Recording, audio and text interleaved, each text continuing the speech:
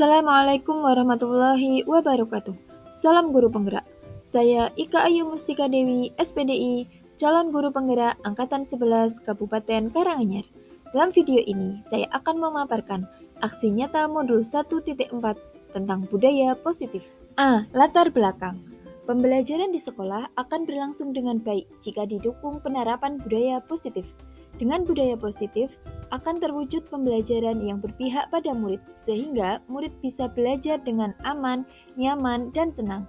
Untuk mendukung terwujudnya budaya positif di sekolah, perlu adanya disiplin positif. Disiplin positif dapat ditumbuhkan melalui pembentukan keyakinan kelas dan segitiga restitusi.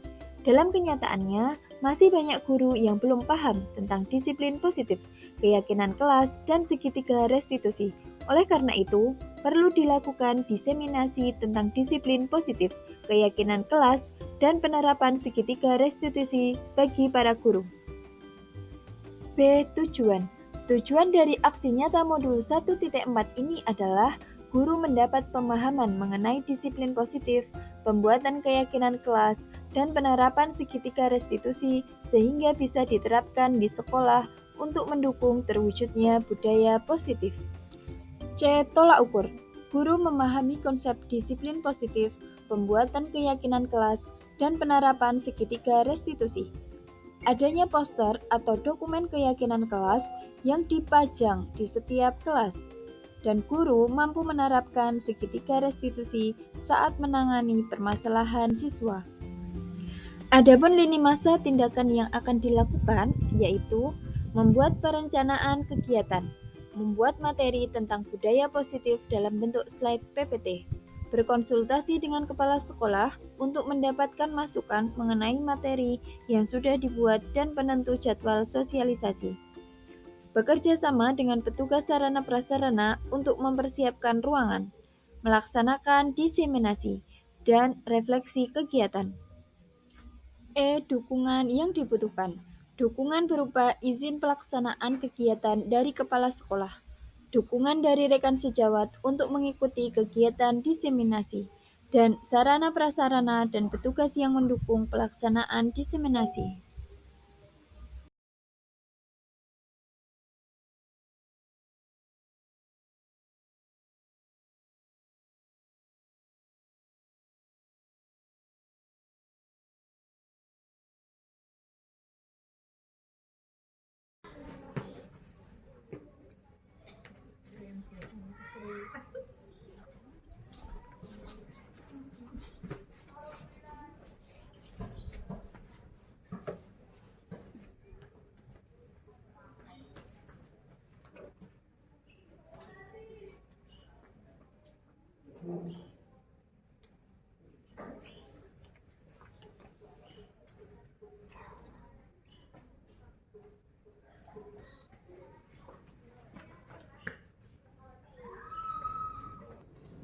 Assalamualaikum warahmatullahi wabarakatuh. Waalaikumsalam warahmatullahi wabarakatuh. Alhamdulillahirabbil alamin wassalatu wassalamu ala mursalin wa ala alihi washabihi ajmain. Alhamdulillahirabbil alamin. Pada siang hari ini kita dapat berkumpul dalam acara diseminasi budaya positif CGP Angkatan 11 Kabupaten Karanganyar. Di sini saya akan membacakan susunan acara, yaitu acara yang pertama itu pembukaan, kemudian berikutnya paparan diseminasi oleh CGP Angkatan 11 Kabupaten Karanganyar, kemudian acara berikutnya tanya jawab, dan yang terakhir penutup. Mari kita buka acara pada siang hari ini dengan membaca basmalah bersama-sama. Bismillahirrahmanirrahim. Untuk acara berikutnya yaitu paparan diseminasi oleh CGP Angkatan 11 Kabupaten Karanganyar. Kepada beliau kami persilahkan.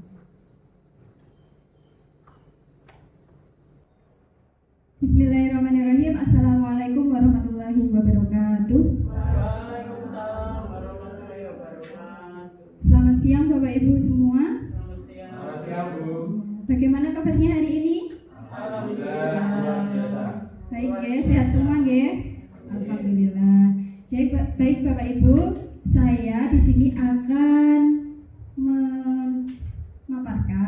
diseminasi saya pada modul 1.4 yaitu disiplin positif.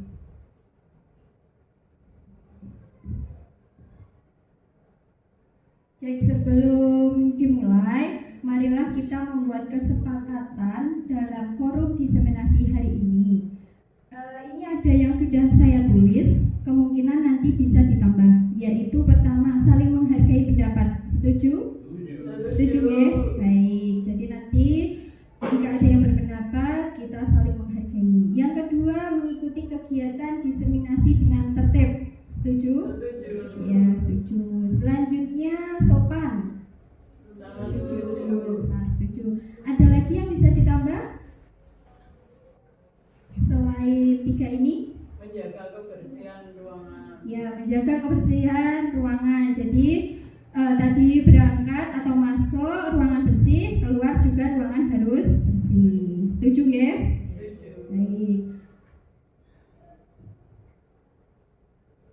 Sebelum materi dimulai, ini ada ice breaking Bapak Ibu. Kita tepuk sopan santun bersama-sama ya, supaya kita tambah semangat. Saya beri contoh dulu. Jadi begini. Tepuk sopan santun, prok prok prok. Yang diparingi kudu matur nuwun, yang salah kudu nyuwun pangapunten, yang butuh nyuwun tulung, yang lewat nderek langkung diarani sopan santun. Bisa nggih?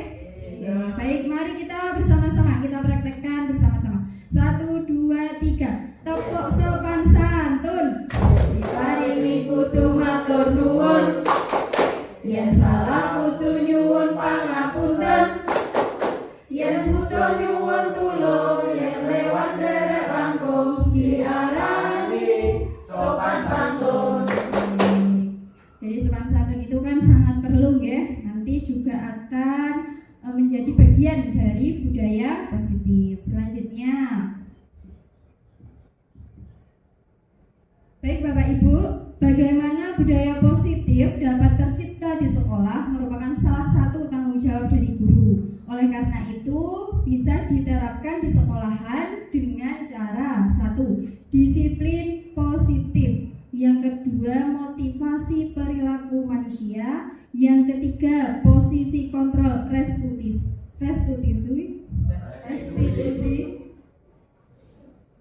Yang keempat, keyakinan sekolah atau kelas. Dan yang terakhir, segitiga restitusi.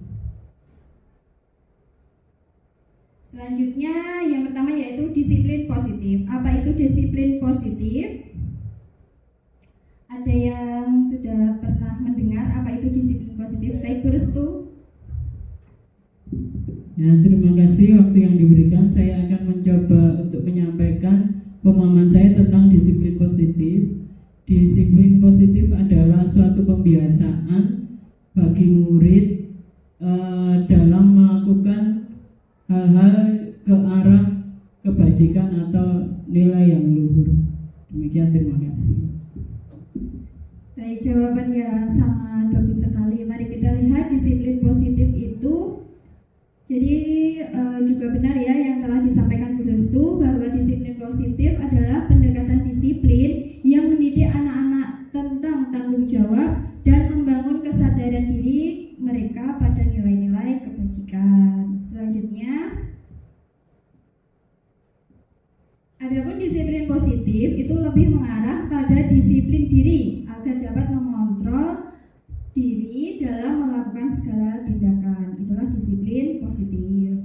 Kemudian, disiplin diri ini dapat membuat murid memahami dan menyadari akan perilaku yang dilakukan berdasarkan motivasi internal atau motivasi intrinsik dan kesadaran dalam diri, bukan akibat paksaan atau pujian ataupun hukuman. Jadi kesadaran dalam dirinya sendiri.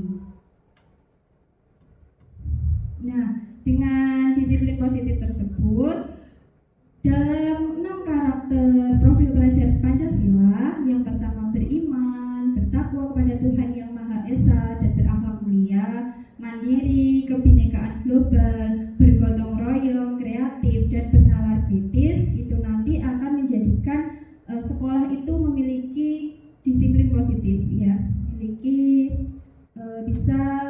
aplikasi. Selanjutnya yaitu motivasi perilaku manusia. Ada 3 motivasi perilaku manusia. Yang pertama, melakukan sesuatu dengan tujuan menghindari hukuman atau ketidaknyamanan. Yang kedua, yaitu melakukan sesuatu dengan tujuan memperoleh penghargaan, hadiah, atau imbalan dari orang lain. Dan yang ketiga, melakukan sesuatu agar menjadi orang sesuai dengan yang mereka inginkan dan menghargai diri sendiri dengan nilai-nilai yang mereka yakini. Dari 3 motivasi perilaku ini, kemudian kita lanjut ke keyakinan kelas atau keyakinan sekolah.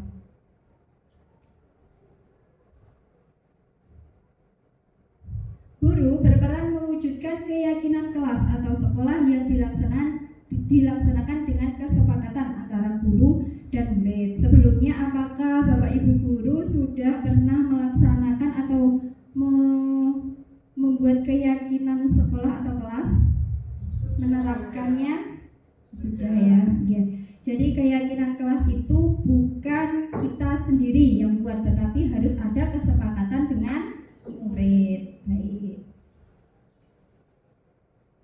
Selanjutnya, keyakinan kelas atau sekolah adalah intinya atau isinya tentang pernyataan-pernyataan universal di mana pernyataan tersebut mudah dipahami dan diingat serta dapat diterapkan. Ada yang bisa memberi contoh tentang kesepakatan kelas atau kesepakatan sekolah yang sudah dibuat?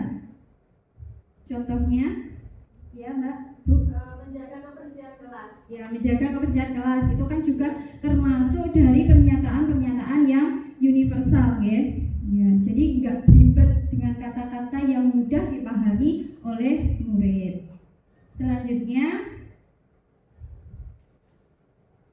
nah ini adalah contoh dari keyakinan sekolah atau keyakinan kelas yang sudah dibuat. Misalkan belajar dengan bahagia dan tenang, atau masuk dengan tepat waktu.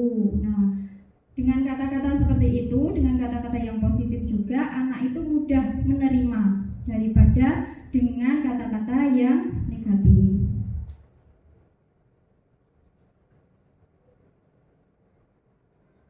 Selanjutnya yaitu kebutuhan dasar manusia.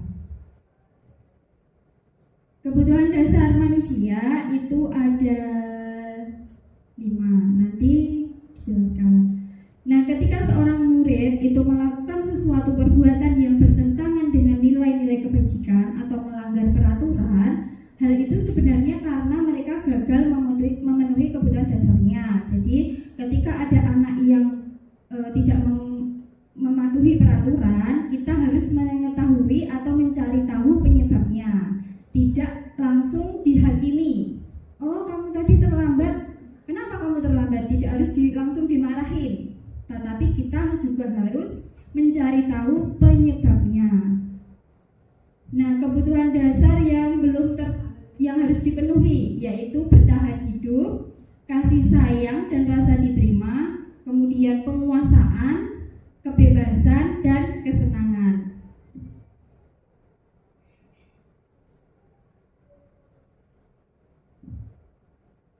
Ini saya membuat ada studi kasus, yaitu Ibu Sinta, guru wali kelas 8A, sedang bingung menghadapi ulah salah satu murid di kelasnya, yaitu Benny. Beberapa anak telah mengeluhkan Benny yang seringkali meminta bekal makan siang karena terpaksa, karena ada paksaan. Jika Anda menghadapi situasi seperti Ibu Sinta, apa yang akan Anda lakukan? Menurut Anda, kira-kira apa alasan Benny melakukan hal itu? Jadi ada studi kasus ini, hal apa kebutuhan yang belum terpenuhi dari Benny?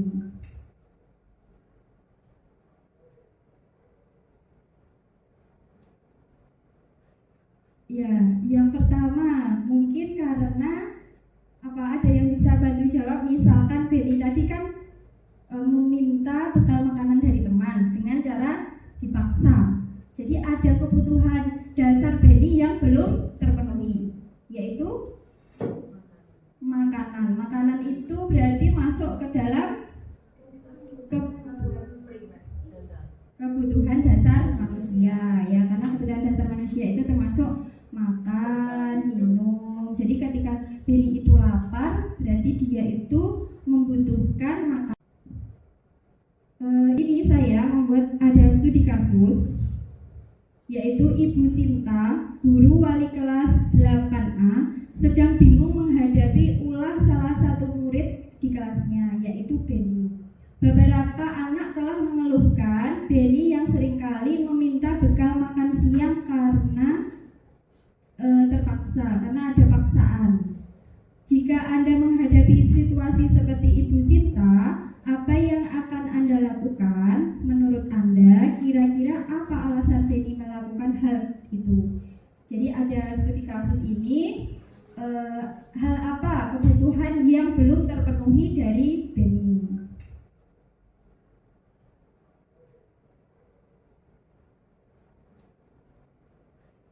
Ya, yang pertama mungkin karena ada yang bisa bantu jawab. Misalkan Beni tadi kan meminta bekal makanan dari teman dengan cara dipaksa. Jadi ada kebutuhan dasar Beni yang belum terpenuhi, yaitu makanan. Makanan itu berarti masuk ke dalam kebutuhan dasar manusia, ya, karena kebutuhan dasar manusia itu termasuk makan, minum. Jadi ketika Beni itu lapar, berarti dia itu membutuhkan makanan, dan akibatnya dia meminta makanan dari temannya. Ya. Alasan Beni yang pertama, karena ia lapar dan orang tuanya tidak membawakannya bekal makan siang. Maka kebutuhan dasar yang sedang berusaha dipenuhi oleh Beni adalah kebutuhan untuk bertahan hidup. Ini ya alasan pertama, mungkin juga karena kebutuhan hidupnya atau untuk bertahan hidup. Selanjutnya alasan Beni yang kedua, karena dia merasa senang temannya jadi memperhatikan dia. Ketika temannya melaporkan tindakannya itu pada gurunya, dan gurunya memberitahu orang tuanya, sehingga orang tuanya jadi memperhatikan dia, maka kebutuhan dasar yang sedang dipenuhi Beni adalah kebutuhan akan kasih sayang dan rasa diterima. Ini bisa jadi Beni itu juga ingin diperhatikan, ingin adanya kasih sayang dari gurunya, dari temannya. Alasan yang ketiga, yaitu karena temannya jadi takut dengan Beni dan menuruti keinginannya. Maka sebetulnya Beni sedang berusaha memenuhi kebutuhan dasarnya akan kekuasaan. Bisa jadi Beni itu menginginkan kekuasaan agar teman-temannya itu menjadi takluk kepada Beni. Alasan yang keempat,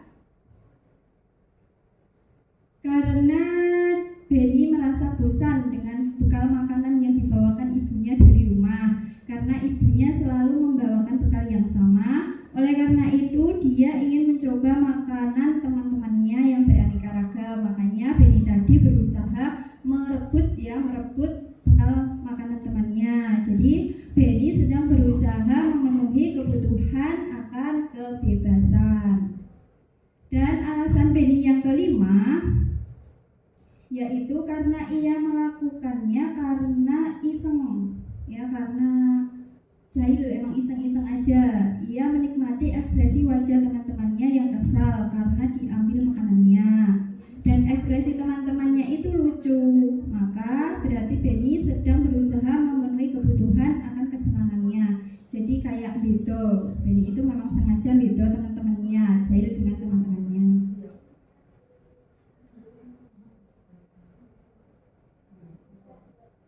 Dari studi kasus tersebut, jadi sudah paham ya dari 5 kebutuhan dasar manusia. Jadi ada 5 kebutuhan dasar manusia, jika tidak terpenuhi ada akibatnya. Mereka anak-anak atau murid-murid itu bisa bertingkah semaunya dia, atau mereka memang menginginkan kebutuhannya itu terpenuhi. Jadi kita sebagai guru jangan langsung menghukum, tetapi harus mengetahui dulu, ya, mengetahui dulu kebutuhan dasar apa yang belum terpenuhi dari murid tersebut. Selain kontrol restitusi, yaitu guru sebagai penghukum. Yang kedua, guru sebagai pembuat merasa bersalah. Yang ketiga, guru sebagai teman. Yang keempat, guru sebagai pemantau. Dan kelima, guru sebagai manajer. Menurut Bapak Ibu, dari kelima posisi kontrol ini yang paling baik untuk diterapkan kita di sekolah yang mana? Ya, sebagai manajer. Jadi tidak hanya menghukum, ya, tidak menghukum, karena itu kita juga tadi belajar tentang kebutuhan dasar tadi. Kemudian guru sebagai pembuat merasa bersalah. Jadi guru itu kayak ngejat siswa, segala sesuatu yang dilaksanakan atau dilakukan siswa itu sepertinya dia yang bersalah, padahal mereka itu memiliki alasan-alasan tertentu yang harus kita dengarkan. Terkadang guru kan ada yang tidak mau mendengar alasan, ya, tidak mendengar alasan apapun, sungguh terlambat karena apa, tidak mengerjakan karena apa, pokoknya dihukum gitu. Tidak, harusnya guru sebagai manajer. Lanjut.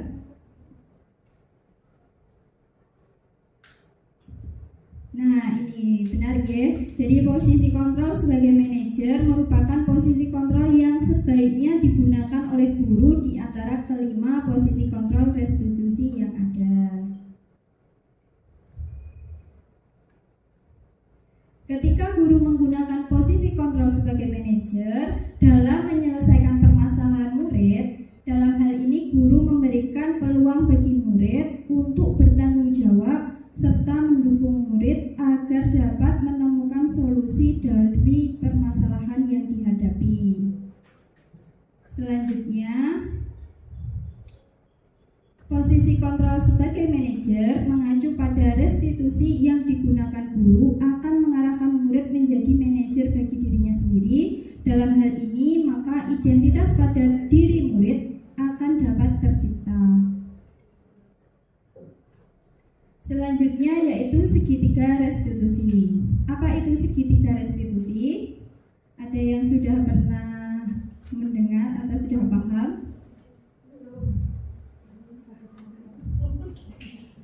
Baik, kita lanjut saja. Segitiga restitusi. Ada 3 tahapan dalam segitiga restitusi, yaitu pertama menstabilkan identitas, kedua validasi tindakan yang salah, dan ketiga menanyakan keyakinan. Jadi ketika ada permasalahan dalam diri murid, itu kita bisa menggunakan tahapan segitiga restitusi ini. Yang pertama kita menstabilkan identitas, yang kedua validasi tindakan yang salah, dan menanyakan keyakinan. Tidak langsung kita marah sama murid, tidak langsung kita menghukum, ya. Intinya kita konfirmasi dulu, kita dengarkan dulu. Selanjutnya, ini yang pertama menstabilkan identitas. Menstabilkan identitas dilakukan berdasarkan prinsip bahwa membuat kesalahan adalah bagian dari proses pembelajaran yang nantinya akan menggeser identitas gagal ke arah identitas sukses. Jadi ketika siswa itu bermasalah, kita menstabilkan identitas dulu. Contohnya misalkan terlambat. Oh iya, terlambat. Kita juga memposisikan diri kita seperti ini. Misalkan, oh ya, Bu Ika dulu juga pernah seperti ini. Manusia juga punya salah, itu wajar. Seperti itu cara menstabilkan identitas. Kemudian yang kedua yaitu tentang validasi tindakan yang salah. Validasi tindakan yang salah dilakukan berdasarkan prinsip bahwa setiap perilaku berupaya memenuhi suatu kebutuhan tertentu, sehingga guru atau orang tua akan bergeser dari pemikiran stimulus respon menjadi proaktif, serta akan lebih mengenali atau mengakui kebutuhan murid atau anak.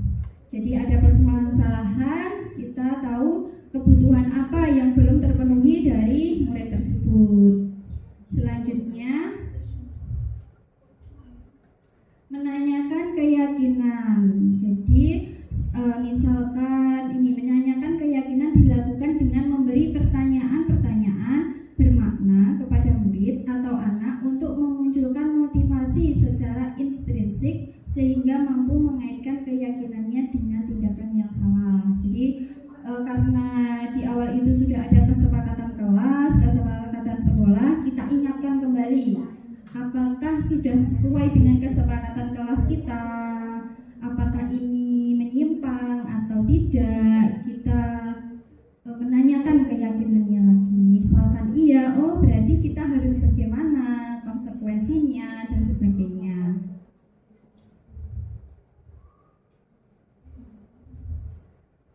Baik Bapak Ibu, itu tadi sedikit paparan dari saya. Ini kita refleksi dari yang sudah saya paparkan tadi. Mohon untuk refleksi bagaimana dari presentasi hari ini. Monggo dimulai dari sini. Terima kasih Bu Ika, waktu untuk saya untuk memberikan refleksi. Yang pertama, dari paparan Bu Ika sudah sangat jelas sekali, dan insya Allah saya berusaha untuk memahami, kemudian mengimplementasikan apa yang Ibu Ika sampaikan di sini di sekolah. Bismillah.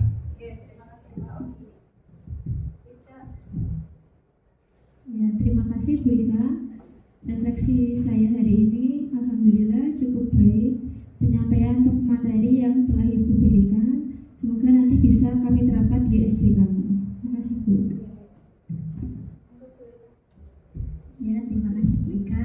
Untuk refleksi hari ini, saya merasa senang atas pemaparan yang Bu Ika sampaikan dan saya akan mengimplementasikan di sekolah saya. Terima kasih. Terima kasih Bu Ika atas waktunya yang diberikan kepada saya. Untuk refleksinya, saya mendapatkan ilmu dari Bu Ika tentang budaya positif. Nah, untuk selanjutnya akan saya implementasikan di sekolah saya. Terima kasih. Terima kasih Bu Ika. Untuk refleksi hari ini, penjelasan dan pemaparan dari Bu Ika cukup jelas, sehingga nanti saya akan praktekkan, saya akan implementasikan pada sekolah saya. Terima kasih Bu Ika untuk refleksi hari ini cukup jelas dan bagus pemaparannya, akan saya terapkan di sekolah saya. Terima kasih. Baik, terima kasih Bu Ika untuk refleksinya terkait penyampaian materi sudah baik dan semoga dapat diterapkan di sekolah saya. Terima kasih. Ya, terima kasih Bu Ika. Apresiasi sekali untuk pemaparannya. Di sini saya akan merefleksi diri saya. Ternyata saya itu sering sekali sebagai penghukum ataupun pembuat rasa bersalah, ternyata ada posisi guru yang lain yang lebih baik lagi, yaitu dengan posisi manajer dan penerapan segitiga restitusi untuk mendisiplinkan siswa. Terima kasih atas pemaparannya. Terima kasih atas waktu yang diberikan. Menurut saya apa yang disampaikan Bu Ika sudah sangat jelas dan memberikan pemahaman baru bagi saya tentang budaya positif dan bagaimana cara menerapkannya di sekolah, dan semoga bisa teraplikasikan di sekolah. Terima kasih. Baik, dengan pemaparan yang tadi, alhamdulillah semuanya juga cukup paham. Semoga nanti bisa diaplikasikan di sekolahan kita masing-masing. Semoga apa yang telah saya sampaikan pada hari ini bermanfaat bagi Bapak Ibu guru semua. Cukup sekian dari saya. Sebelumnya jika ada salah saya mohon maaf yang sebesar-besarnya. Saya tutup. Wassalamualaikum warahmatullahi wabarakatuh. Alhamdulillah, acara pada siang hari ini sudah kita laksanakan dengan lancar. Saya ucapkan terima kasih kepada Bapak Ibu yang sudah berkenan hadir pada siang hari ini. Untuk menutup acara pada siang hari ini, mari kita membaca hamdalah bersama-sama. Alhamdulillahirabbil alamin. Wassalamualaikum warahmatullahi wabarakatuh. Waalaikumsalam warahmatullahi wabarakatuh. Assalamualaikum warahmatullahi wabarakatuh. Perkenalkan, nama saya Mikaela. Saya adalah siswa dari SMP Negeri 2 Jomopolo. Menurut saya, budaya positif yang sudah diterapkan oleh Bu Ika di kelas sangat baik. Salah satunya yaitu tentang keyakinan kelas. Dengan adanya keyakinan kelas, Maka apabila ada siswa yang melakukan kesalahan di kelas, kemudian diingatkan tentang keyakinan kelas, mereka akan berusaha memperbaiki diri. Dan dengan adanya keyakinan kelas, belajar di kelas menjadi nyaman dan menyenangkan. Demikian apa yang dapat saya sampaikan. Wassalamualaikum warahmatullahi wabarakatuh.